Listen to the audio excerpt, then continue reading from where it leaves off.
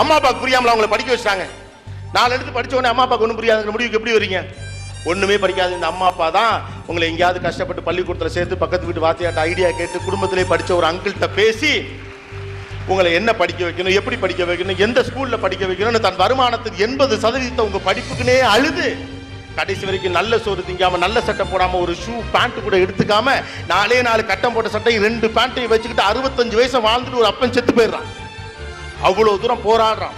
எங்கெங்கயோ போய் நின்று அப்ளிகேஷன் எப்படி ஃபில் பண்றது கூட தெரியாம யார்கிட்ட பக்கத்துல இருக்க கொண்டு கொடுத்து எழுதி வாங்கி அப்ளை பண்ணி ஏதோ செஞ்சு ஏன் செய்யறான்? Why? He believes that he can do. தந்தையிடம் அந்த ஞானம் இருக்கு, நம்பிக்கை இருக்கு.